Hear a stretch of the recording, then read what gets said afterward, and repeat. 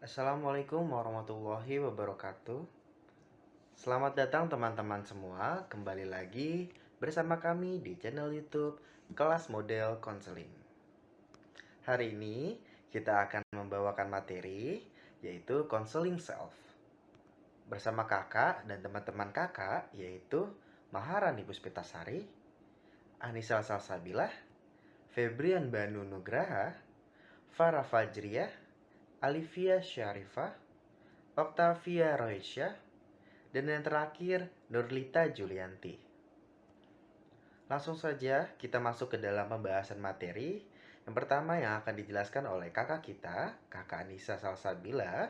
Waktu dan tempat dipersilahkan. Penghantar konseling self. Konseling yang berpusat pada klien atau client center sering disebut juga dengan konseling teori diri, konseling non-direktif, dan konseling Rogerian.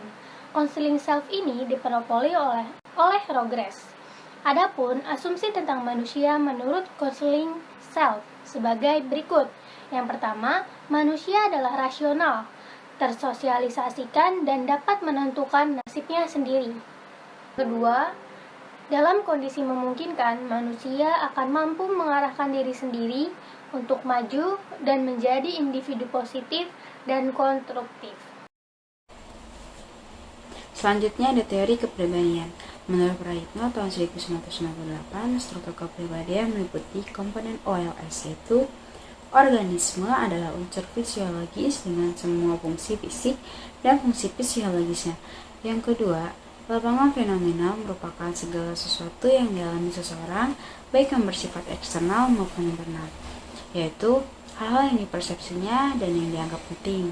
Yang terakhir, yaitu ada self. Self bagian dari lapangan fenomenal yang terdiferensiasikan sedikit demi sedikit melalui pengalaman yang disadari maupun tidak.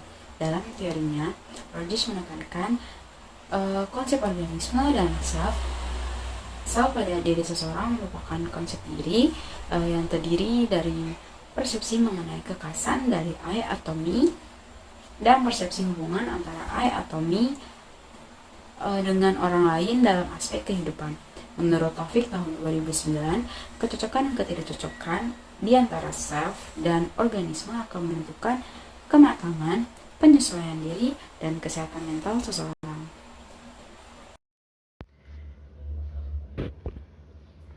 Ya, di sini ada perkembangan kepribadian. Menurut Praitno, perkembangan kepribadian meliputi yang pertama ada OVP atau Organismic Valuing Process. Proses penilaian terjadi sejak bayi dan berlangsung terus-menerus, yaitu ada 2 poin. Poin yang pertama, hal-hal yang dipersepsi tidak memenuhi kebutuhan dianggap sebagai sesuatu yang negatif. Poin yang kedua, hal-hal yang dipersepsi memenuhi kebutuhan dianggap sebagai sesuatu yang positif. Dan selanjutnya ada positive regard from others, yaitu disingkat PRO atau PRO. Di sini ada definisinya, yaitu proses mengadopsi nilai-nilai dari orang lain, selanjutnya menilai diri sendiri berdasarkan penilaian orang lain. Dan yang ketiga ada self regard. Nah, self regard ini singkatan dari SRG. Definisinya, pandangan terhadap diri sendiri didasarkan pada persepsinya atas penilaian orang lain terhadap dirinya. Dalam hal ini, individu menilai tingkah lakunya sendiri berdasarkan penilaian orang lain tanpa peduli apakah menuntut diri sendiri tingkat laku itu baik atau buruk. Self-regard ini dia memaksakan nilai-nilai dari orang lain terhadap dirinya sendiri atau self. Yang keempat, ada condition of worth, yaitu COW. Kondisi ini menunjukkan individu tidak mampu menilai diri sendiri dengan kacamata positif, kecuali berdasarkan nilai-nilai yang dipaksakan, itu tidak peduli hal itu menyenangkan atau tidak. Bahkan dalam kondisi seperti itu, individu dapat menilai sesuatu sebagai nilai positif, padahal itu tidak menyenangkan bagi dirinya, dan menilai negatif, padahal menyenangkan. Selanjutnya saya akan membahas perkembangan kepribadian Salaswai menurut Prayitno. Karakteristik pribadi Salaswai meliputi 4 aspek, yakni sebagai berikut. Pertama, assessment, yaitu membenarkan apa yang sesungguhnya oleh diri sendiri dirasakan tidak mengenakan. Kedua, incongruity in behavior, yaitu ketidaksesuaian tingkah laku karena condition of what yang akan menimbulkan kecemasan.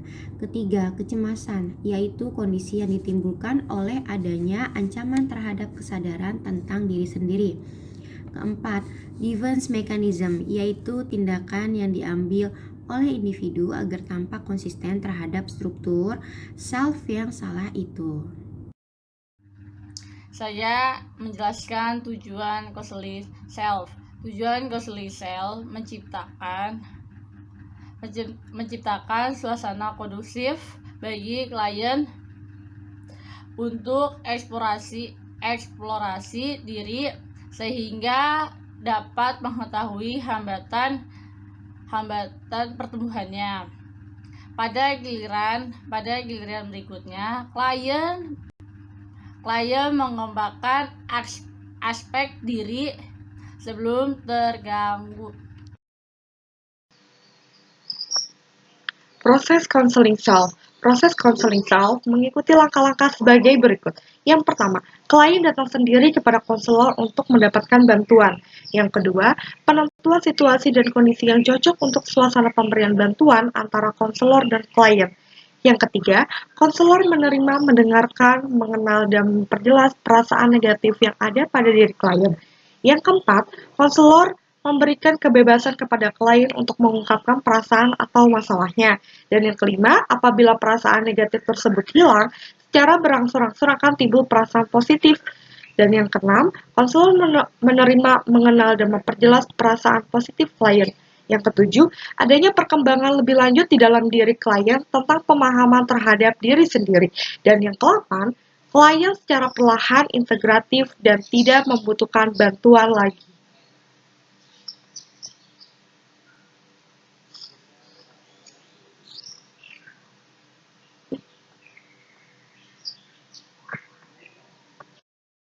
Selanjutnya ada situasi konseling. Kondisi yang diperlakukan untuk situasi proses konseling yang pertama ada psychological contact yang secara minimum itu harus ada.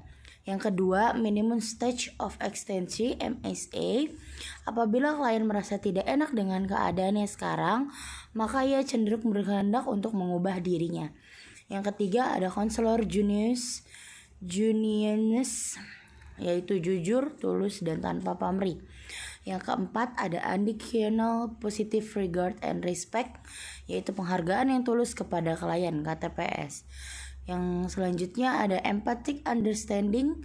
Konselor benar-benar memahami kondisi internal klien, atau konselor merasakan jika seandainya konselor sendiri yang menjadi klien. Selanjutnya ada client perception. Klien perlu merasakan bahwa kondisi di atas memang ada. Dan yang terakhir ada constructiveness, immediacy, and confrontation. Ini merupakan teknik-teknik khusus dalam proses konseling. Baik teman-teman, kita sudah memasuki poin kekuatan konseling self serta kelemahan konseling self.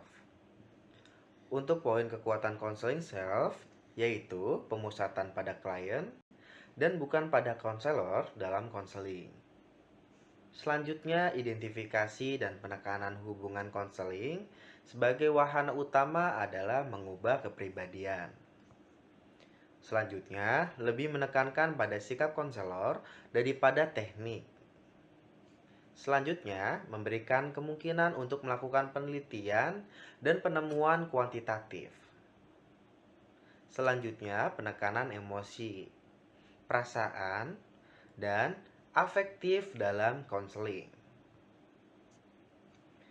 Untuk kelemahan konseling self itu, yaitu menurut Muhammad Surya, menjelaskan beberapa titik terhadap konseling yang berpusat pada klien, yaitu terlalu menekankan pada aspek afektif, emosional, dan perasaan sebagai penentu perilaku, tetapi merupakan faktor intelektif kognitif, dan rasional. Selanjutnya, penggunaan informasi untuk membantu klien tidak sesuai dengan teori. Selanjutnya, tujuan untuk setiap klien adalah memaksimalkan diri. Dirasa terlalu luas umum dan longgar sehingga sulit untuk menilai setiap individu. Selanjutnya, meskipun terbukti bahwa konseling ini diakui efektif, tapi bukti-bukti tidak cukup sistematik dan lengkap, terutama yang berkaitan dengan klien yang kecil tanggung jawabnya. Selanjutnya, sulit bagi konselor untuk benar-benar bersifat netral dalam situasi hubungan interpersonal.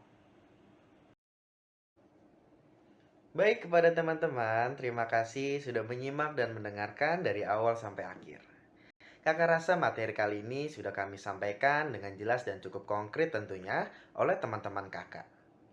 Pembahasan materi serta presentasi hari ini sudah cukup menarik dan hari ini presentasinya akan kakak akhiri.